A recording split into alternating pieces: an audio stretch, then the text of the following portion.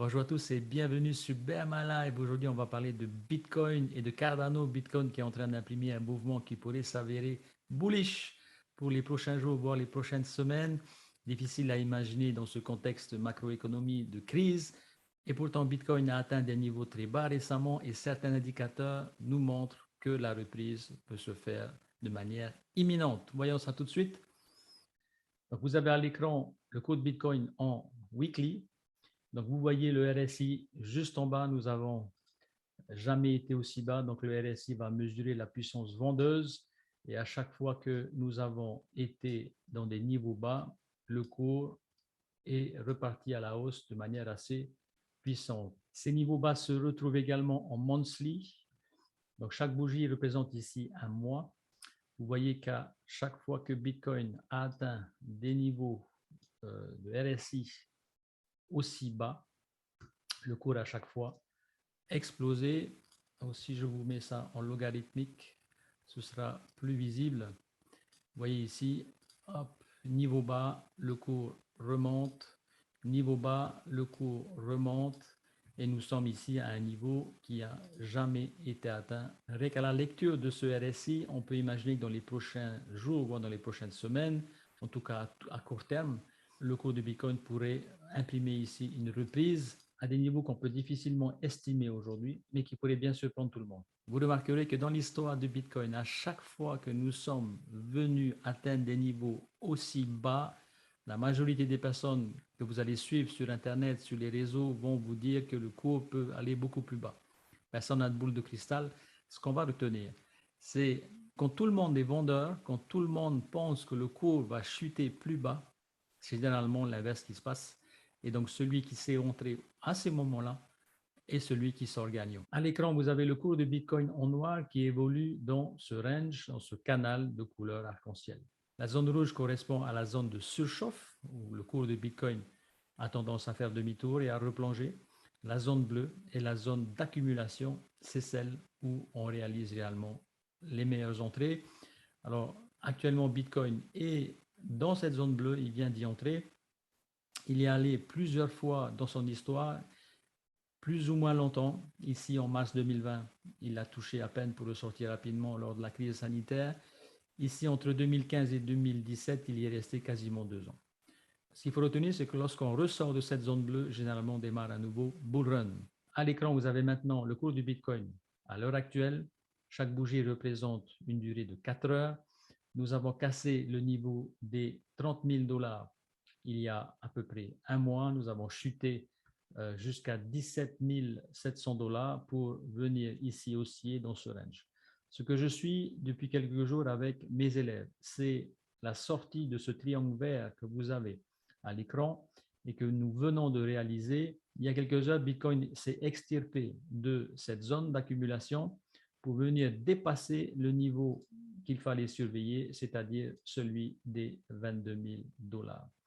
Est-ce que pour autant, il pourrait repartir directement à la hausse? Au vu de ce que nous venons de voir précédemment, avec un RSI qui est complètement compressé, à la manière d'un ressort qui est compressé et qui finit par exploser à la hausse, Bitcoin pourrait effectivement surprendre tout le monde à la hausse, en sachant que dans cette zone qui se situe entre les 22 000 dollars et les 30 000 dollars, historiquement, il y a très peu de résistance. Vous voyez ici, le cours a explosé à la hausse rapidement, c'est un peu arrêté légèrement ici, mais le mouvement a été relativement puissant. Et c'est ce qui a expliqué également, dans la descente, qu'il y a eu très peu de support. Le cours a tout simplement, littéralement chuté.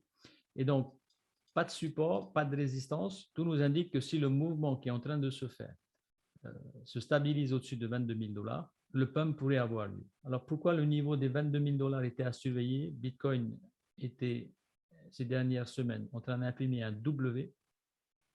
Et généralement, c'est le niveau précédent qui se situe ici qu'il faut casser. C'est ce qu'a fait Bitcoin aujourd'hui. Bien entendu, je mets des réserves, comme à chaque fois, à ce mouvement bullish, puisqu'il y a une force puissante vendeuse qui est faite par des investisseurs qui ont certainement acheté plus haut, pensant que le cours n'allait pas aller aussi bas, et qui vont profiter de la moindre occasion que Bitcoin regagne en puissance pour essayer de réduire leurs pertes.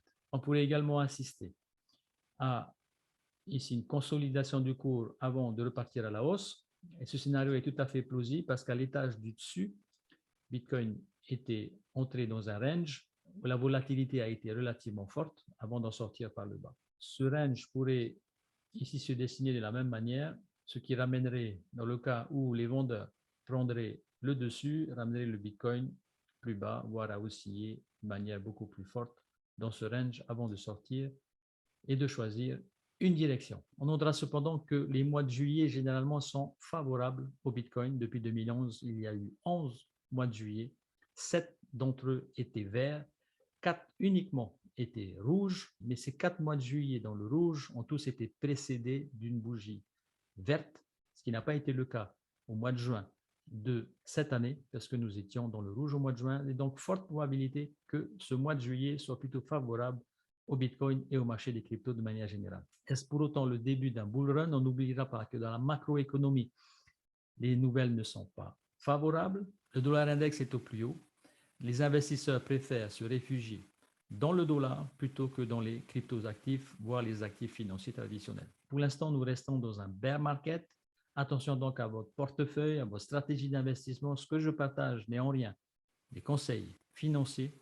Il s'agit simplement pour moi de vous éduquer et vous aider à mieux comprendre comment ce marché fonctionne. Et l'histoire nous montre que précédemment, lorsque le Bitcoin était aussi vendu, s'en est suivi une hausse du cours. Pour autant, le cours pourrait décider de chuter pour aller chasser certainement des stop-loss qui sont plus bas.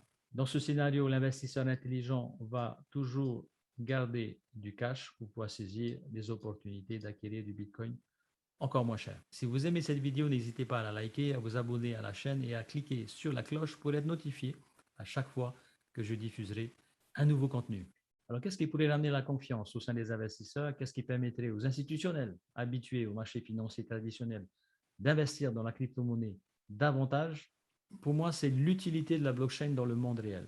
C'est-à-dire que la majorité des gens et des populations n'ont pas encore compris ni vu l'utilité de la blockchain pour leurs besoins quotidiens.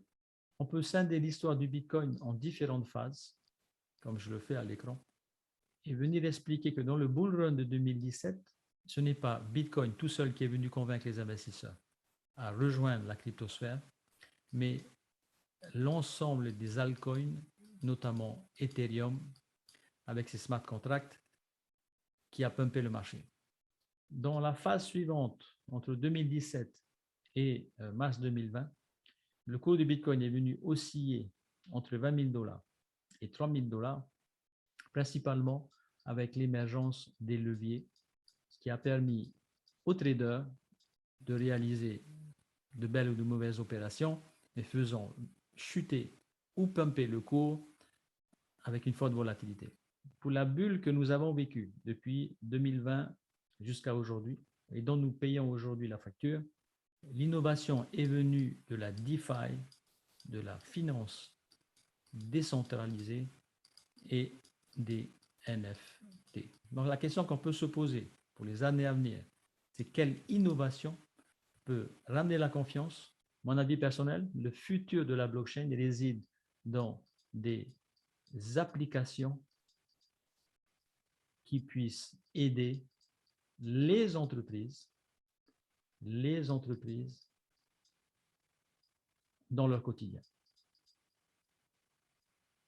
C'est-à-dire que lorsque les entreprises et entrepreneurs comprendront qu'ils pourront utiliser la blockchain pour mieux travailler, à ce moment-là, on pourrait assister au plus gros mouvement de confiance et d'investissement dans la blockchain. Cela, certaines blockchains l'ont déjà compris en développant des solutions de smart contracts. La blockchain Ethereum est le leader aujourd'hui sur ce secteur, mais il existe bien entendu d'autres blockchains qui se sont développées dans le but de venir en aide aux entreprises, et celle qui, à mon sens, talonne Ethereum actuellement, c'est la blockchain Cardano. La blockchain Cardano a été créée par Charles Hoskinson, l'un des cofondateurs d'Ethereum. Son cours a explosé à partir de décembre 2020 pour suivre le bull run du Bitcoin. Le développement de cette blockchain suit une roadmap qui est inscrite dans un calendrier. Nous en sommes actuellement à l'étape de Basho, qui a pour enjeu de résoudre le trilemme de chaque blockchain.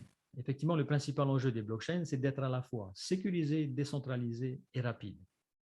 Bitcoin et Ethereum sont sécurisés et décentralisés, mais ne sont pas rapides. Le projet Cardano essaye de résoudre ce trilemme, d'offrir une scalabilité, une rapidité de transaction à ses utilisateurs, mais également à ses développeurs. Et dans le cours de Cardano, à chaque rendez-vous de la roadmap, le cours a explosé juste avant de corriger. Ça a été le cas également ici en septembre 2021. Lors de l'Alonzo Hard Fork, le cours de Cardano est venu exploser pour toucher les 3 $. L'objectif de l'équipe de développement ici a été de permettre le développement d'applications décentralisées sur la blockchain Cardano. Malheureusement, la promesse n'a pas été au rendez-vous puisque la blockchain Cardano n'a pas été totalement prête pour accueillir autant de dApps. La vitesse de transaction a pu descendre jusqu'à 2 transactions par seconde, ce qui a fait perdre la confiance des investisseurs, des développeurs et surtout des utilisateurs. Le cours a donc chuté de septembre jusqu'à aujourd'hui. J'ai représenté ici les différents hard forks. Ces hard forks sont des améliorations techniques sur la blockchain. Vous remarquerez qu'avant chaque hard fork, le cours a littéralement explosé. Ça a été le cas ici en février 2021. Ça a été le cas ici en août 2021, où le cours a en un mois pris 114%. Nous avons ici le prochain hard fork qui était attendu au 30 juin a été repoussé à fin juillet. Nous sommes début juillet, le hard fork est prévu fin juillet. Il est fort à parier que d'ici là, le cours se mette à pumper. N'ayant pas de boule de cristal, jusqu'où peut-on estimer que le cours de Cardano ira? Ici sur Finbold, un algorithme prédit que le cours de Cardano pourrait aller jusqu'à 2,90 $ au mois de septembre 2022. Le même algorithme est jugé fiable puisqu'il avait donné une bonne prédiction dans la chute du Terra Luna. CoinMarketCap, donc le répertoire des crypto-monnaies, prédit un ADA à 0,79 à la même échéance. Donc pour résumer, un Bitcoin en survente actuellement, au moment où tout le monde pense qu'il pourrait descendre plus bas. Certains indicateurs sont plutôt bullish. Les mois de juillet ont toujours été relativement dans le vert. Cardano, avec 1022 projets actuellement en construction sur sa blockchain, est en route vers le Vasil Hard Fork qui se tiendra dans quelques semaines. Bien entendu, les bear markets ne tiennent pas compte des développements en cours sur les blockchains. Le fondamental, la macroéconomie reste très morose, mais puisque durant les mois de juillet et d'août, durant l'été, les institutionnels sont généralement en vacances, on peut estimer qu'à court terme, Bitcoin, après avoir chuté aussi massivement, durant l'été, le cours pourrait revenir à la hausse à des niveaux qu'on ne connaît pas pour l'instant, entraînant avec lui certains altcoins comme Cardano, Ethereum également avec The Merge qui est en cours pour passer de Proof of Work au Proof of Stake. Et donc, en tant qu'investisseur, je ne peux pas fermer les yeux sur ces signaux bullish qui restent à court terme, mais qui pourraient refaire redécoller la fusée Bitcoin. Si vous avez aimé cette vidéo, les amis, n'hésitez pas à la liker, à vous abonner à cette chaîne et à cliquer sur la cloche de manière à être notifié à chaque fois que je diffuserai un nouveau contenu. Encore une fois, ce que je partage ne sont pas des conseils financiers. Je ne vous oblige pas à investir dans le Bitcoin ni dans Cardano. Cette vidéo a un but informatif et éducatif pour vous aider à mieux naviguer dans la cryptosphère. Voilà, je vous dis à très vite et merci pour votre attention. Ciao, ciao, bye bye.